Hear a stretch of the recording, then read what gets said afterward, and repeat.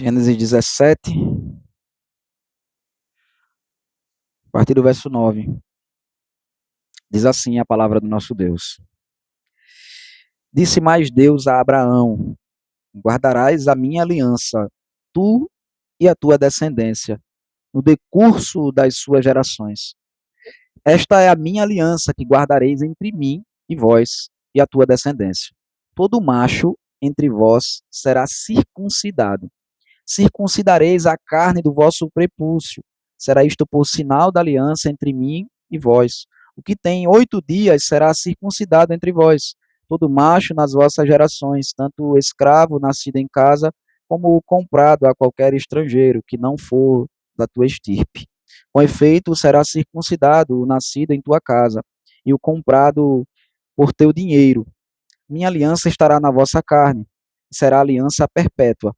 O incircunciso que não for circuncidado na carne do prepúcio, essa vida será eliminada do seu povo, quebrou a minha aliança. Disse também Deus a Abraão: a Sarai, tua mulher, já não lhe chamarás Sarai, porém Sara. Abençoá-la-ei e dela te darei um filho. Sim, eu abençoarei e ela se tornará nações. Reis de povos procederão dela. Então se prostrou Abraão, rosto em terra, e se riu, e disse consigo: a um homem de 100 anos há de nascer um filho, dará à luz Sara com seus 90 anos. Disse Abraão a Deus: tomara que viva Ismael diante de ti. Deus lhe respondeu: de fato, Sara, tua mulher te dará um filho e lhe chamarás Isaque. Que estabelecerei com ele a minha aliança, aliança perpétua para a sua descendência. Quanto a Ismael, eu te ouvi. Abençoá-lo-ei e falo-ei fecundo e o multiplicarei extraordinariamente. Gerará 12 príncipes e dele farei uma grande nação. A minha aliança, porém, estabelecê-la-ei com Isaque, a qual Sara te dará à luz, neste mesmo tempo, daqui a 1 ano. E finda esta fala com Abraão, Deus se retirou dele, elevando-se. Tomou, pois, Abraão a seu filho Ismael, e a todos os escravos nascidos em sua casa, e a todos os comprados por seu dinheiro, todo macho dentre os de sua casa, e lhes circuncidou a carne do prepúcio de cada um. Naquele mesmo dia, como Deus lhe ordenara, tinha Abraão 99 anos de idade, quando foi circuncidado na carne do seu prepúcio. Ismael, seu filho, era de 13 anos, quando foi circuncidado na carne do seu prepúcio. Abraão e seu filho, Ismael, foram circuncidados no mesmo dia. E também foram circuncidados todos os homens de sua casa, tanto os escravos nascidos nela, como os comprados por dinheiro ao estrangeiro. Amém, irmãos. A palavra do nosso Deus. Vamos orar. Senhor, Pai, o Senhor é santo, Deus, e a tua aliança, Pai, que o Senhor estabeleceu conosco, meu Deus, nós temos a desonrado, Pai, até mesmo por não compreendê-la, Pai, por não ouvir a tua voz, Senhor, e praticar os teus mandamentos, Senhor. Nos ajuda, Pai, a ouvir, meu Deus, tua palavra, nos conformarmos a ela, Senhor, e buscarmos, meu Deus, viver, Pai, em santidade, viver de um modo que honremos, meu Deus, a tua aliança por todas as gerações, Senhor. Tem misericórdia de nós. Em nome do teu Filho amado Jesus. Amém. Irmãos, existe uma frase, um jargão no meio evangélico, né, que diz que a salvação é individual. Só que, se nós formos olhar, irmãos, analisar a palavra de Deus, como é revelada a nós, a gente vai ver que, de fato, existe alguma verdade nessa afirmação, mas isso não é de todo verdadeiro. Na verdade, desde sempre, o assunto da Bíblia não é Deus se relacionando com uma pessoa individualmente, mas é Deus se relacionando com famílias. Deus, irmãos, a regra geral é que Deus ele se relaciona com famílias. De modo extraordinário, Deus se relaciona com indivíduos separados. Nós vamos ver, é assim que Deus fala desde o início com Adão. Deus ele diz para Adão que vai vir um descendente dele, e da descendência dele vai vir alguém que vai salvar e abençoar a humanidade como um todo. Quando a gente vai ver a forma que Deus ele se dirige a Noé, quando ele vai estabelecer uma aliança com Noé, ele diz que estabelece uma aliança com Noé e com os seus filhos, com a sua descendência. Também quando Deus ele vem se relacionar com Abraão, não apenas aqui no capítulo 17, mas também no capítulo 15, no capítulo 12, também até mesmo no capítulo 13. Praticamente todas as vezes que Deus ele vai falar com Abraão, ele nunca restringe as bênçãos de Deus ou a salvação do Senhor à individualidade de Abraão, mas ele sempre diz, é para você e para tua descendência. Toda a palavra de Deus, irmãos, é Deus tratando com um povo, não com uma pessoa, não com pessoas específicas. Até mesmo quando pessoas, indivíduos são salvos, eles são colocados dentro de uma família. Então, Deus se relaciona como um só povo, e muitas vezes até nos tratando, irmãos, como um só homem. Por isso, inclusive, que nós sofremos as consequências dos pecados de Adão e Eva, e também sofremos as consequências da obediência de Cristo, porque Deus se relaciona não com indivíduos, mas com um povo que está em aliança com ele. E a gente pode ver bastante disso, irmãos, aqui no capítulo 17 de Gênesis, tanto na primeira parte, quando nós vimos que Deus já disse para Abraão, mais uma vez, que ele está estabelecendo uma aliança com ele e com a descendência de Abraão. Tanto é que Abraão vai ser conhecido como o pai da fé, porque todos aqueles que creem vão fazer parte dessa família de Abraão. Né? Nós vimos que Deus mudou o nome de Abrão para Abraão, o nome dele que significava pai exaltado, para o nome que agora significa pai de multidões. Nós vimos que Deus ele vem renovar a aliança que Deus já tinha estabelecido com Abrão lá no capítulo 15, e ele não vem dizer coisas novas, ele vem apenas aprofundar, ele vem apenas explicar melhor e repetir as mesmas coisas que ele já havia dito para Abraão, para que Abraão pudesse entender de fato, irmãos, e nós também, que a gente não precisa crer em coisas novas, mas a gente precisa conhecer melhor aquilo que o próprio Deus já revelou para nós. Mas de fato aqui, então, a partir do verso 9, Deus vai aprofundar, Deus vai revelar algo que vai enfatizar melhor algum aspecto dessa aliança que Deus tem com Abraão. Deus ele vem dar um sinal da aliança que ele tem com a descendência de Abraão.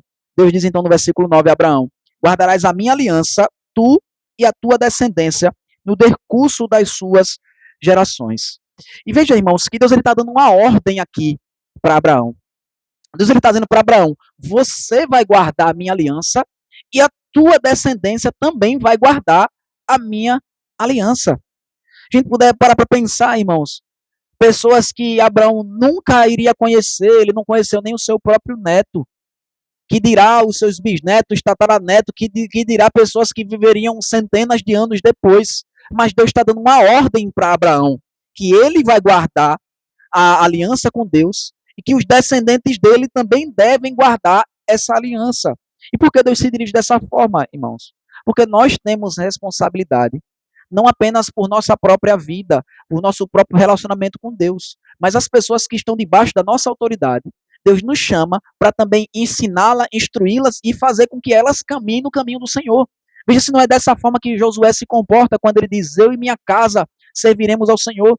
Ele não faz um compromisso pessoal e individual apenas com Deus, mas ele diz que ele e a casa dele, ou seja, todos os que estão debaixo da sua autoridade. E a casa aqui, irmão, se refere de fato à sua esposa, mas também se refere aos seus filhos e também se refere inclusive àqueles que estão debaixo da sua autoridade como escravos e todo tipo de pessoa sobre quem Josué exercia autoridade. Né? Ainda hoje, na cultura oriental, né, se um muçulmano, nós pregarmos o evangelho para um muçulmano, para um homem, toda a família dele vai se converter. No mesmo momento em que ele se converter, quando ele chamar a sua família agora a viver essa nova fé, ninguém vai se levantar contra e vai dizer, não, a gente cresceu muçulmano, nós iremos ser muçulmanos. Porque na cultura oriental eles têm essa noção. Tanto o pai tem essa noção da responsabilidade que ele tem pela vida daqueles que fazem parte da sua família, que estão debaixo da sua autoridade, como aqueles que estão debaixo da autoridade, eles entendem também, reconhecem que eles devem confiar a sua vida aos seus ancestrais, de uma forma ou de outra, irmãos. Seja quando nós temos influência direta ou influência indireta, nós sempre, de alguma forma, somos responsáveis por aquilo que vai acontecer na vida dos nossos descendentes. A gente já começou a ver isso na própria vida de Abraão, quando nós vimos que ele, junto com sua esposa, tentando fazer as coisas do seu jeito, tentando fazer com que Deus cumpra a sua promessa de um modo carnal, eles tiveram uma relação, Abraão teve uma relação com Agar, e da onde nasceu Ismael, que vai ser de onde vai surgir os muçulmanos. Então veja, aquilo que Abraão fez no passado, muito distante, tem influência sobre a nossa vida hoje. Aquilo que Adão fez muito antes, no passado, tem influência sobre a nossa vida hoje. Então, por isso que Deus nos chama, irmãos, para nós termos um compromisso com o Senhor e a gente também passar isso para a nossa descendência. Vou falar uma coisa aqui para os irmãos que talvez choque um pouco, e de fato é para chocar, depois eu explico melhor. É muito fácil, irmãos, a coisa mais fácil que tem no mundo é a gente criar um filho nos caminhos do Senhor. É a coisa mais fácil. Não há dificuldade em criarmos um filho nos caminhos do Senhor. Sabe por quê, irmãos? Porque a dificuldade, na verdade, é de nós vivermos a fé verdadeiramente. Veja, se não, isso não vai ser em relação às outras pessoas que nós temos como exercer influência, né, os nossos vizinhos, os nossos irmãos, as pessoas que convivem com a gente na igreja ou em outros locais, mas os filhos eles vão passar 100% do tempo, pelo menos na primeira infância, com os seus pais. Eles vão estar aprendendo com os seus pais diversas coisas. E a grande dificuldade, irmãos, que nós temos em, de fato, ensinar aqueles que estão debaixo da nossa autoridade, é porque nós temos dificuldade em viver aquilo que Deus coloca para que nós façamos. Veja, eu e vocês, nós temos um compromisso de nós vivermos a fé. E isso vai ser a maior parte da obediência ao mandamento de instruirmos outras pessoas. Se de fato nós estivermos, irmãos, comprometidos em servir ao Senhor, as outras pessoas que estão debaixo da nossa autoridade vão aprender quase que automaticamente a maioria das coisas que elas precisam saber sobre como viver para a glória de Deus. Por isso que a Deus ele fala desse modo tão enfático, ele dá essa ordem, não uma recomendação, mas uma ordem para Abraão. Você vai guardar a minha aliança, tu e a tua descendência, no decurso das suas gerações. Em outras palavras, irmãos, resumindo, Deus ele está dizendo para Abraão, Abraão, a forma que você irá me obedecer vai influenciar na forma que todos os seus descendentes irão me obedecer. Já falei aqui para os irmãos a história de Jonathan Edwards, né, o maior filósofo, um grande pastor dos Estados Unidos, um dos homens mais crentes que já passou por essa terra, e pegaram a genealogia dele, a descendência dele, e muitos, centenas de missionários, de pastores, de pessoas comprometidas com o evangelho do Senhor Jesus Cristo, vieram da descendência desse homem. E quando nós olhamos no seu diário, a gente vai ver que ele dizia, eu oro incessantemente por todos aqueles que surgirão a partir de mim. Não apenas pelos filhos que ele conhecia, mas pelos filhos que ele ainda não tinha. E até mesmo por seus netos, bisnetos e pessoas que iriam viver centenas de anos após ele. E nós também temos esse compromisso, irmãos, de viver e de ensinar e de intercedermos por aqueles que estão debaixo da nossa autoridade.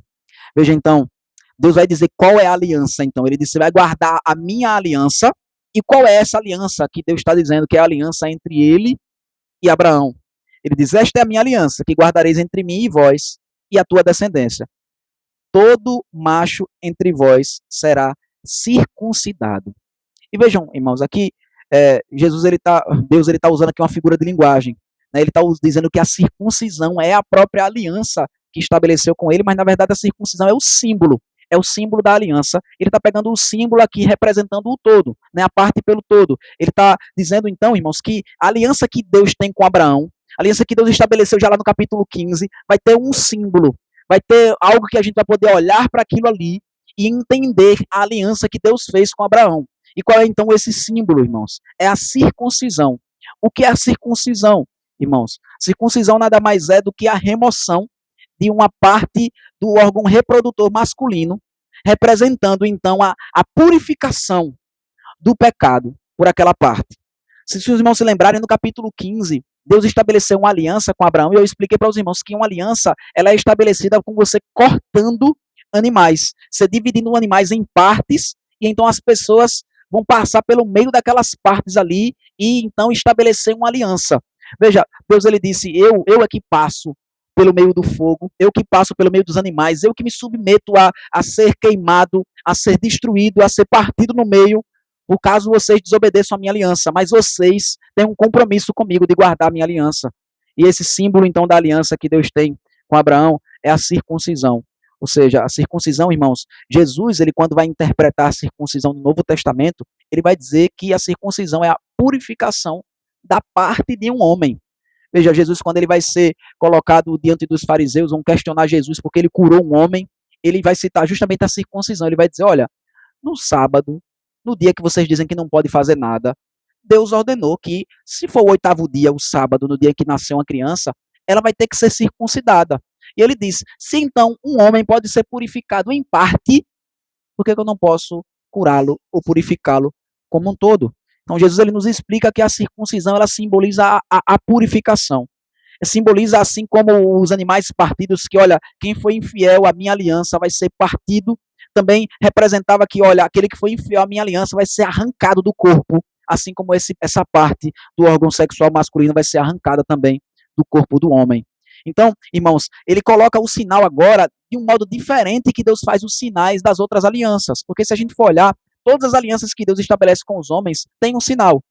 Né? O sinal que Deus estabeleceu quando ele colocou uma aliança com Noé foi justamente o arco-íris.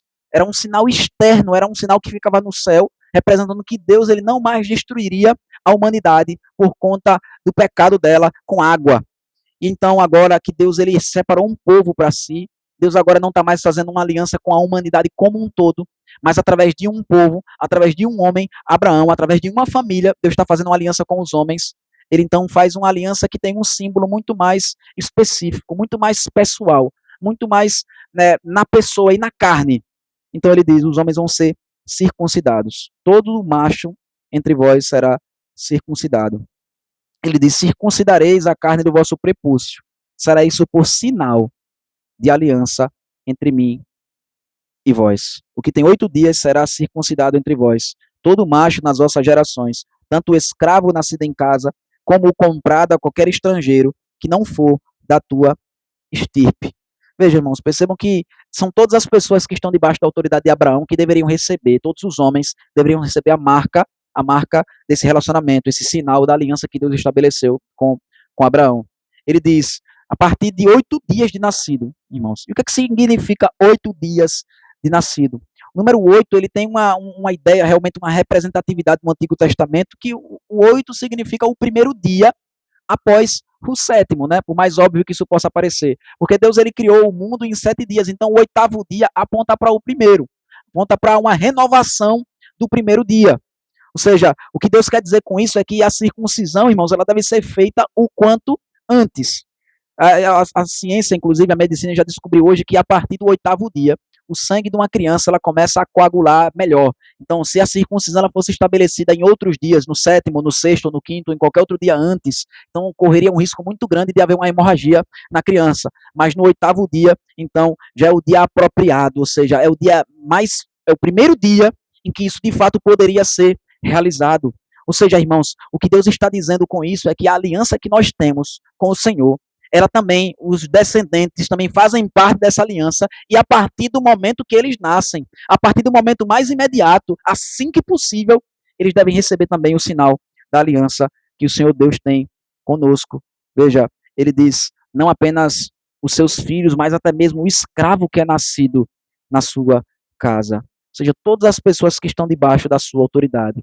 Obviamente nós não temos mais essa relação hoje, irmãos, né, de escravo e de senhor, como existia na época do Antigo Testamento, e até mesmo do Novo Testamento, em alguns casos, mas Deus ele quer dizer que todo mundo que está debaixo da sua autoridade, ou seja, quer enfatizar, irmãos, que nós temos a responsabilidade a influência que nós temos sobre as pessoas, nós devemos usar não para adquirir algo para nós. Os relacionamentos que nós temos com os homens não devem ser para que nós possamos usufruir daquilo de uma forma carnal, mundana ou para os nossos próprios interesses, mas nós devemos usar, irmãos, a influência que nós temos sobre as pessoas, para que elas possam também obedecer ao Senhor. Nós devemos usar, irmãos, a nossa força, a nossa energia, a nossa vida, os nossos relacionamentos, para fazer com que as pessoas amem ao Senhor.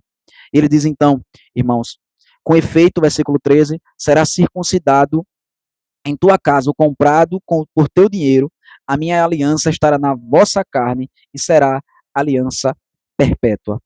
Veja, irmãos, Deus ele disse que essa aliança aqui nunca deve ser desonrada, que nunca vai chegar um momento em que essa aliança deve deixar de ser obedecida. De fato, essa palavra perpétua, em muitos casos, no contexto do Antigo Testamento, significa um grande período de tempo. Não significa realmente uma coisa que nunca vai passar, mas no contexto aqui significa uma coisa que vai durar para sempre. Porque a obrigação aqui que está sendo dita é, Abraão, você vai ter a obrigação de fazer com que a tua descendência sempre guarde a minha aliança. Então, por todas as suas gerações, é o que Deus fala. E ele diz o incircunciso, ou seja, quem não obedecer a aliança que não for circuncidado na carne do prepúcio, essa vida será eliminada do seu povo. Quebrou a minha aliança. Ou seja, irmãos, Deus está dizendo que quem não estiver disposto a viver para a glória de Deus, quem não estiver disposto a se adequar à aliança do Senhor, ele não deve fazer parte do povo de Deus. Aqui no contexto, provavelmente era de fato aquele que deveria ser eliminado, significa que a pessoa ela ia ser morta, porque ela não quis participar da aliança com o Senhor. De fato, essa palavra eliminado poderia significar apenas vai ser excluído. No entanto, nós vemos lá no livro de Êxodo, irmãos, que Deus ia fazendo isso com Moisés. Moisés ele não havia circuncidado o seu filho, e nos é dito que Deus apareceu para Moisés, no capítulo 4 de Êxodo, para matá-lo, porque Moisés ele não quis obedecer, ele tinha vivido distante, né, ele estava distante do povo de Deus, ele estava vivendo no deserto, e ele não tinha se adequado à aliança, não tinha circuncidado o seu filho com 8 dias de nascido, então Deus ele apareceu para matar Moisés. E a gente vê então que a esposa de Moisés, Zípora, ela vai lá e circuncida o filho, para que Moisés não fosse morto. Pare para pensar, o homem que Deus acabara de levantar, no capítulo 3 de Êxodo, para salvar o seu povo, para ser o libertador do seu povo, no capítulo seguinte, Deus ia matá-lo, porque ele não quis honrar, não quis obedecer à aliança do Senhor. Veja, irmãos, que o compromisso que nós temos com Deus é um compromisso de vida e de morte. Nós devemos entender por que Deus fala dessa forma, porque é tão grave a quebra da aliança com o Senhor, porque que a pessoa que não se submeter ao sinal da aliança, ela deve ser excluída do povo, quebrou a minha aliança.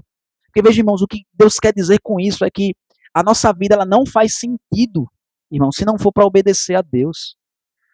O que é que nós queremos fazer, irmãos, com a nossa vida, se nós não formos glorificar ao Senhor?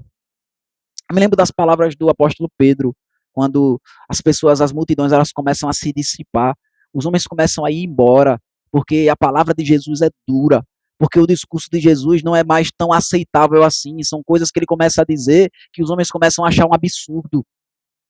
Ele diz, vocês precisam se alimentar de mim, vocês precisam comer da minha carne, vocês precisam beber do meu sangue, senão vocês não vão ter comunhão com Deus. E então as multidões começam a ir embora, e Jesus pergunta para o apóstolo Pedro, você não quer ir também? Ele pergunta para os seus discípulos, na verdade, vocês não querem ir também? E Pedro, representando os seus irmãos, ele diz, Senhor, para onde iremos? Tu tens as palavras de vida. Veja, irmãos, o que é que a gente vai fazer? De fato, viver em santidade não é uma tarefa fácil. Obedecer os mandamentos do Senhor não é um romance que a gente vive que sempre vai ser deleitoso. Nosso coração, por conta dos nossos pecados, nem sempre nós conseguiremos, irmãos, olhar para a eternidade e encontrarmos alegria para vivermos diariamente aqui. Mas mesmo em meio às dificuldades, mesmo quando não for fácil, vivemos para a glória do Senhor e obedecer os mandamentos de Deus. A pergunta que nós devemos fazer para nós mesmos é a mesma pergunta que o apóstolo Pedro fez: para onde nós iremos? O que é que nós iremos fazer com a nossa vida então, se a gente não for viver para a glória de Deus? E Deus então continua falando para Abraão. Ele então vai cessar um pouco de falar sobre o sinal da aliança e vai resolver um problema mais específico que Abraão ainda tinha no seu coração com relação à sua esposa. No versículo 15, então, Deus vai falar com Abraão e vai dizer a Sarai, tua mulher, já não lhe chamarás Sarai, porém Sara. Abençoá-la-ei e dela te darei um filho. Sim, eu abençoarei e ela se tornará nações. Reis de povos procederão dela. Veja, Deus, irmãos, ele vai falar então para Abraão algo que Abraão ainda talvez não tenha entendido de modo completo. Veja, Deus apareceu para Abraão e disse, Abraão, anda na minha presença e ser perfeito. E aqui Deus estava fazendo referência ao pecado que Abraão tinha cometido, de ter dormido com Agar. Mas Abraão, nesse momento aqui, nós veremos de modo mais claro isso daqui a pouco, ele ainda achava que o descendente que Deus iria usar, então, para poder abençoar todas as famílias da terra, era o seu filho que já havia nascido, Ismael. Mas Deus ele fala de modo muito claro para Abraão, é da sua esposa, é de Sara, que eu vou te dar um filho, que eu vou abençoar, e que vão vir esses povos que eu disse que vão ser abençoados e vão abençoar todas as famílias da terra. Veja, irmãos, Deus ele muda o nome de Sarai, assim como ele muda o nome de Abraão, para especificar, olha, é essa mulher aqui que Deus colocou na sua vida, que eu coloquei na sua vida, e você não deve se enxergar distante dessa mulher. Veja, irmãos, no capítulo 15, quando Deus fala que faz uma aliança com Abraão e diz que vai dar um descendente para ele, Deus não disse que era através de Sarai, porque isso é a coisa mais ridícula do mundo, irmãos. Um homem pensar que Deus vai abençoá-lo, Deus vai usar outra mulher que não a sua esposa para poder abençoar a vida dele. Veja, isso é um dos grandes problemas que nós temos hoje nos nossos casamentos.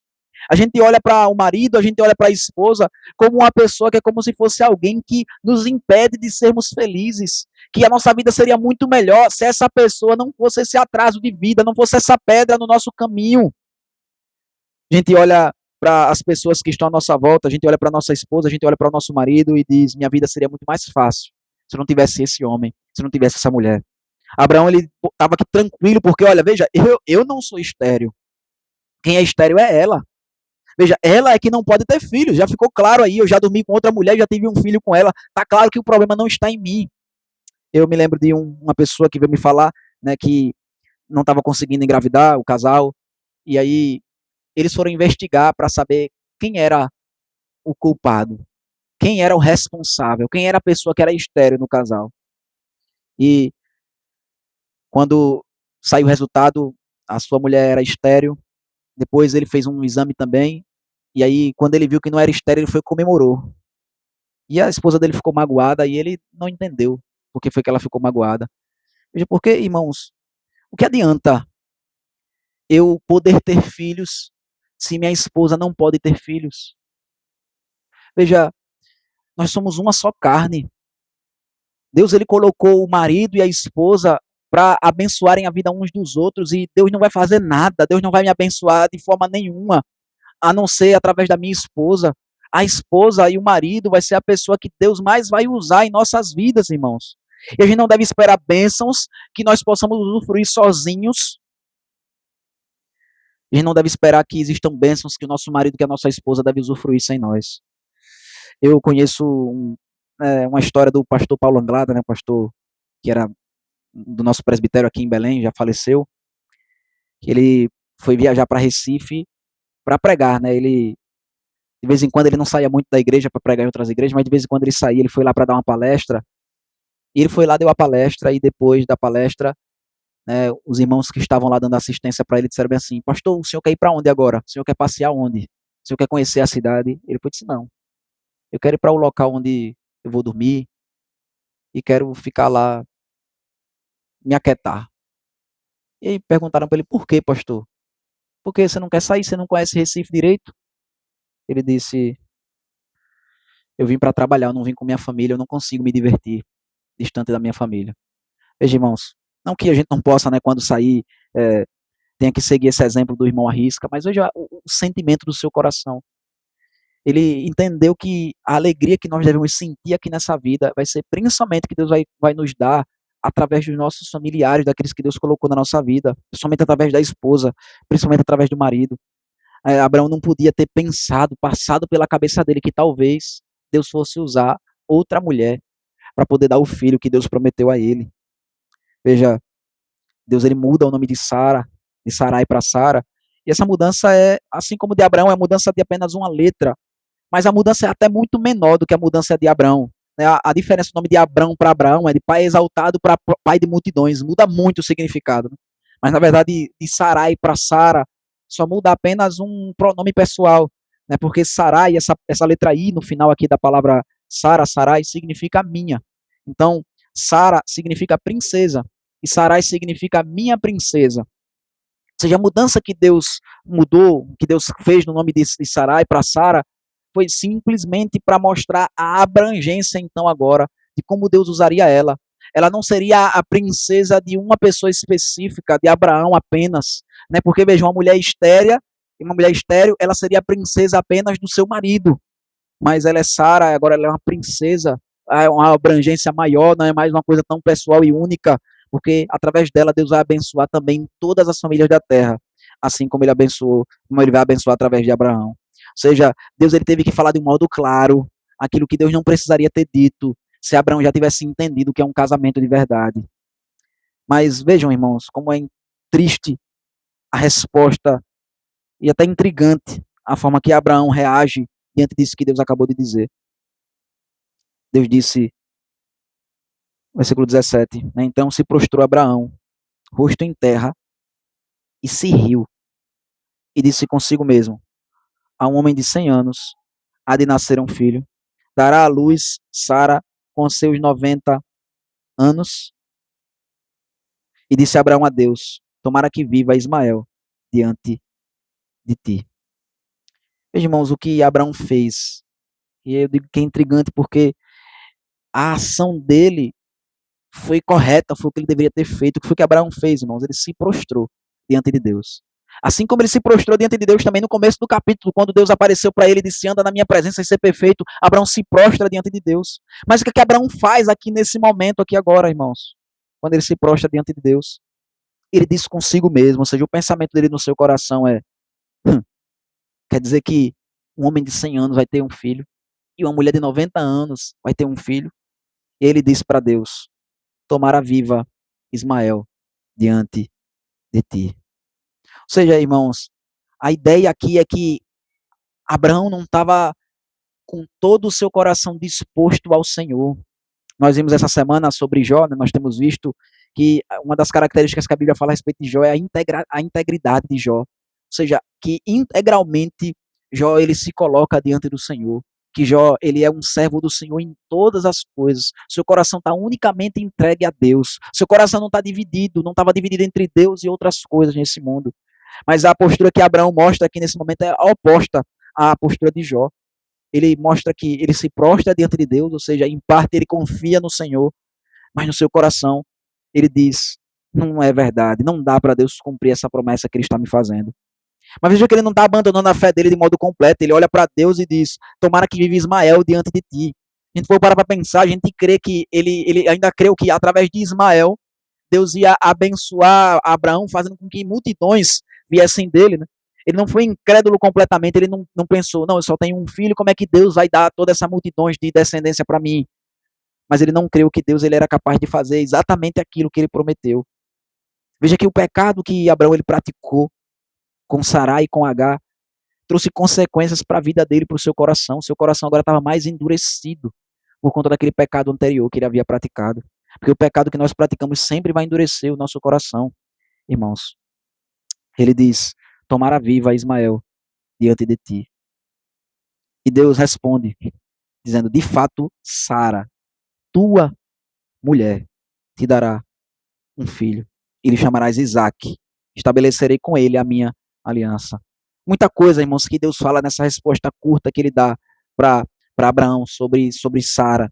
Porque ele vai dizer Sara, já o nome que ele deu novo para ela, ele vai dizer: é a tua mulher, ou seja, eu só lhe abençoo, eu vou lhe dar filhos, o filho que eu prometi te dar não foi através do seu pecado, mas através da tua mulher, e ela vai lhe dar um filho, e eu vou colocar e ainda vou dizer agora qual vai ser o nome dessa criança, o nome dele vai ser Isaac, porque o nome Isaac, irmãos, significa riso, justamente porque Abraão ele se riu diante de Deus, ele riu como uma demonstração da sua incredulidade, ou da sua fé parcial no Senhor. Deus ele diz: pois você está rindo, então o nome dessa criança vai ser exatamente Isaac. E Isaac tem tudo a ver com o nome dessa criança, irmãos, como nós vamos ver no capítulo seguinte. Sara também vai rir quando ela ouvir também Deus fazendo essa mesma promessa que Deus fez para Abraão. E quando a criança nasce, então, eles vão rir, mas não mais de incredulidade, não mais zombando daquilo que Deus pode fazer, mas rindo de alegria, gratos a Deus, porque de fato Deus cumpriu aquilo que ele prometeu. Veja que é isso que Deus faz, irmãos. Deus ele traz um significado novo para a nossa vida. Veja até mesmo algo que, veja, Isaac, olha como ele representa tudo. O nome dessa criança representa toda a vida de Abraão e de Sara. Representa a incredulidade deles nesse momento aqui, mas representa também a gratidão deles quando Deus de fato der o filho que ele havia prometido. Então, Deus ele vai dizer que vai estabelecer uma aliança perpétua com essa criança, com esse filho específico, Isaac. Mas ele diz: quanto a Ismael, eu te ouvi. Eu abençoei, faloei fecundo e multiplicarei extraordinariamente. Gerará 12 príncipes e dele farei uma grande nação. Mas a minha aliança, porém, estabelecê-la-ei com Isaque, o qual Sara te dará à luz neste mesmo tempo, daqui a 1 ano. E finda esta fala com Abraão, Deus se retirou dele, elevando-se. Veja, irmãos, como é interessante como o texto termina essa parte do texto, porque Abraão demonstrou incredulidade e Deus poderia agir com ira aqui. Deus poderia agir castigando Abraão, Deus poderia retirar suas promessas, Deus poderia castigar Abraão pelo seu pecado. Mas Deus, ele repete, enfatiza a sua promessa. E depois de dizer tudo o que Deus tinha para dizer, ele vai embora. Ele se retira, elevando-se, sem dar a oportunidade de Abraão demonstrar a sua incredulidade ou a sua fé com as palavras. Mas a gente vê que, de fato, Abraão ele acreditou em Deus pela sua postura final. Porque o restante do capítulo, irmãos, vai demonstrar Abraão exatamente guardando a aliança que Deus estabeleceu com ele. Abraão, então, vai tomar o seu filho Ismael e todos os escravos nascidos em sua casa e todos os comprados por seu dinheiro, todo macho dentro de sua casa, e lhe circuncidou a carne do prepúcio de cada um naquele mesmo dia, como Deus lhe ordenara. Veja, irmãos, que ele fez isso de modo imediato. Veja que, apesar de ter demonstrado uma incredulidade aqui rindo, quando Deus, de fato, reiterou as suas promessas para ele, ele não ficou com o coração duvidoso. Ele foi fazer exatamente aquilo que Deus ordenou que ele tivesse feito. E a Bíblia faz questão de dizer, ele fez do jeitinho que Deus mandou.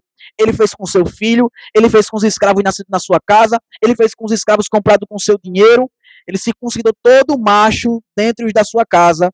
E a Bíblia diz claramente, naquele mesmo dia, como Deus lhe ordenara. Ele não demorou, irmãos, para obedecer ao Senhor. Ele não foi refletir realmente, será que Deus é capaz de fazer isso? Eu não vou fazer esse papel de tolo. Ele não pensou nessas coisas, irmãos. Ele deixou a sua incredulidade de lado e ele obedeceu à vontade do Senhor. Veja que foi muito melhor do que ele não ter rido. Nós vemos essa parábola no Novo Testamento, né? Jesus falando sobre o filho que disse que ia obedecer, que ia fazer a vontade do pai, chegou lá e não fez. E o filho que disse, eu não vou obedecer à vontade do meu pai, mas depois se arrependeu e foi lá e fez a vontade do pai. Nós muitas vezes, irmãos, temos essa rapidez, nós queremos ser rápidos em dizer que vamos obedecer a Deus, mas muitas vezes nosso coração é demorado em de fato fazer aquilo que Deus nos ordena. Abraão, por mais que demonstrou a incredulidade inicial, mas ele se arrependeu do seu pecado mais uma vez, e ele se voltou para obedecer os mandamentos que o Senhor tinha instituído para ele. E a Bíblia diz então que tinha Abraão 99 anos de idade, quando foi circuncidado na carne do seu prepúcio. E Ismael, seu filho, era de 13 anos, quando foi circuncidado na carne do seu prepúcio. A Bíblia diz, Abraão e seu filho Ismael foram circuncidados no mesmo dia, e também foram circuncidados todos os homens de sua casa, tanto os escravos nascidos nela, como os comprados por dinheiro ao estrangeiro. E aí, irmãos, a gente pode ver aqui que na antiga aliança, no Antigo Testamento, tanto as pessoas que exerciam fé, como também os seus filhos, mesmo não podendo exercer fé, eles recebiam o sinal da aliança. Por isso que nós entendemos que o batismo não deve ser dado apenas àqueles que creem, mas também aos filhos daqueles que fazem parte da aliança, também fazem parte da aliança. Veja, é isso que nos é dito, irmãos, em Romanos, capítulo de número 3. Perdão, capítulo número 4.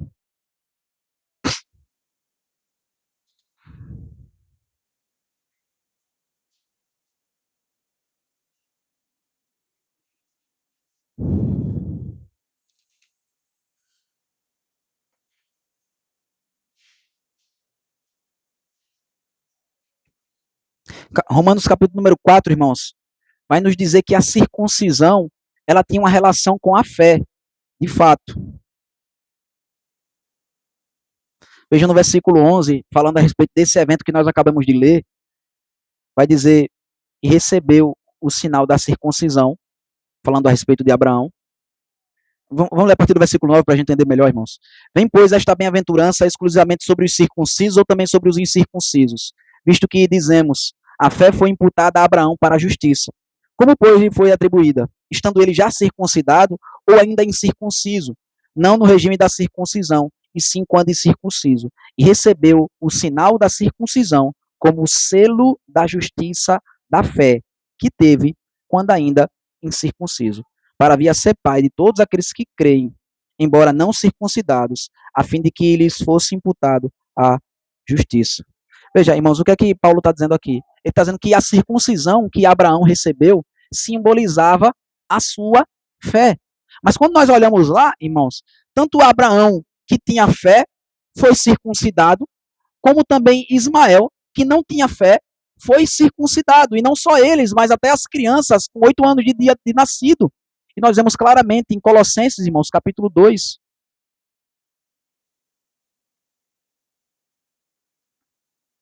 que a Bíblia faz essa relação de modo muito claro entre a circuncisão e o batismo. Em Colossenses capítulo 2, versículo de número 11.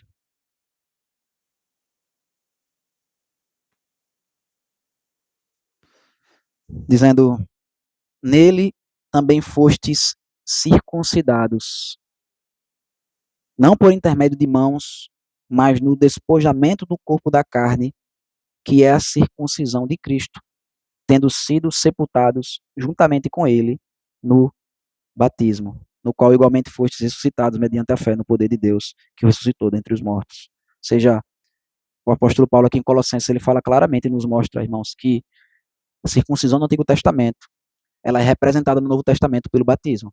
E assim como os adultos deviam ser batizados através da circuncisão pela sua fé, as crianças eram circuncidadas mesmo sem ter fé, mas por conta de fazerem parte da aliança junto com os seus pais.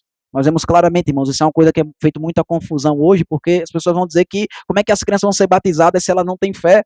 Mas vejam só, irmãos, o batismo ele não quer dizer que uma pessoa está salva. Nem todo mundo que foi batizado será salvo. Muitos dirão naquele dia que Senhor, Senhor, e não serão salvos. O batismo ele aponta, irmãos, para que uma pessoa ela faz parte da aliança com Deus, mas ela precisa honrar a aliança com Deus, exercendo fé em Cristo Jesus. Veja que nos é dito na palavra de Deus que lá em Atos capítulo 2, quando o apóstolo Pedro então batiza mais de 3.000 pessoas, ele diz, essa promessa é para vocês, mas também é para os vossos filhos. A palavra de Deus nos deixa muito claro que os pais e os filhos são responsabilidades diferentes que são exigidas dele, né? Por exemplo, o texto que eu sempre falo para os irmãos, né? Quando a Bíblia nos diz em Tessalonicenses que aquele que não quer trabalhar também não coma, obviamente não está falando isso a respeito das crianças.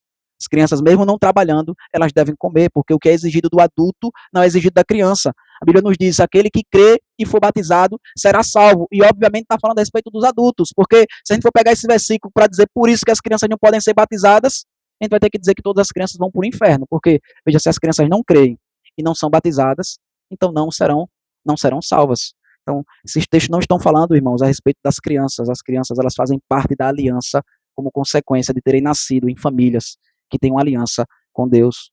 Como eu disse para os irmãos, como a gente vê em toda a Escritura Sagrada, irmãos, a aliança de Deus é com famílias. Deus ele estabeleceu uma aliança com o seu povo e com a sua descendência. Obviamente, irmãos, isso não é praticado, infelizmente, hoje pela maioria das igrejas evangélicas, porque entende que existe uma relação muito íntima entre o batismo e a salvação. No entanto, como é que nós devemos tratar as crianças, então? As crianças, então, elas não são salvas? As crianças, então, como é que a gente vai poder ensiná-las a orar se elas não têm uma aliança com Deus, se elas não fazem parte da aliança com Deus e não são crentes, então ainda precisam se converter? Como é que elas vão orar? Como é que a gente vai ensinar um ímpio a orar? A gente não é correto fazer isso, irmãos. A gente só pode orar em Cristo Jesus. Então, quando a gente vai ver a forma que as crianças têm sido tratadas na igreja hoje, irmãos, são escanteadas, são colocadas para não atrapalhar o culto. Essa semana eu ouvi um relato, na semana passada, na verdade, ouvi um relato de um pastor que ele foi visitar uma igreja presbiteriana, inclusive. Estava de férias, ele foi visitar então a igreja. Ele chegou na igreja e ele estava com seus filhos na hora do culto, suas filhas crianças, e um diácono chegou lá e disse assim, olha, as crianças têm que sair do culto, têm que ir para a salinha, para não atrapalharem aqui a gente. Ele disse, não, mas minhas filhas, elas estão quietas, elas estão acostumadas a ficar no culto. Ele disse, não, mas é obrigatório, tem que ir. Ele disse, então quer dizer que se eu não deixar minhas crianças saírem do culto, então eu vou ter que sair, vou ter que ir embora da igreja? E o diácono disse, sim, você vai ter que ir embora da igreja. Ele foi disse, você tem certeza disso? Isso no meio da pregação, irmãos. Uma pessoa pregando lá, um presbítero pregando e o diácono falando com esse pastor. Ele disse, pois então você me passe isso por escrito, que eu sou pastor presbiteriano, eu vou entrar com um documento e a gente vai até o final sobre isso aqui que você está me dizendo. Ele foi disse, não, você é pastor, então deixa para lá. Ele disse, oxi, e porque eu sou pastor, então vocês vão me tratar de um modo diferente? E ele, então, irmãos, essa foi a experiência que esse pastor teve, infelizmente. Mas por que que isso é feito, irmãos? Porque a gente olha para as crianças hoje com desprezo. A gente, por não tratar elas como se fossem parte da aliança com o Senhor, a gente termina escanteando elas, a gente vai esperar a tal aquilo que é chamado de idade da razão, para que elas possam depois voltar ao culto, quando elas nem querem mais fazer parte do culto, porque passaram tanto tempo sem adorar a Deus verdadeiramente, que depois quando nós agora queremos que elas voltem a adorar a Deus, querendo que elas participem agora do culto, elas já não mais aceitam aquilo, porque elas participaram de um culto que era tudo voltado para ela, as musiquinhas eram do jeito dela, tudo era feito do jeito dela. Por isso que quando se tornam adultos, eles querem adorar a Deus num culto que é centrado no homem, porque foi assim que aprenderam desde criança. Que Deus tenha misericórdia de nós, irmãos. Nós possamos ser fiéis à aliança que Deus tem conosco. Nós não negligenciemos os mandamentos do Senhor. Nós possamos adorar a Deus através do nosso casamento, através da nossa família, assumindo a responsabilidade, irmãos, por toda a nossa descendência, por pessoas que nem iremos ver, mas que irão herdar de nós ou a nossa fé ou a nossa incredulidade. Amém, irmãos? Que Deus tenha misericórdia de nós.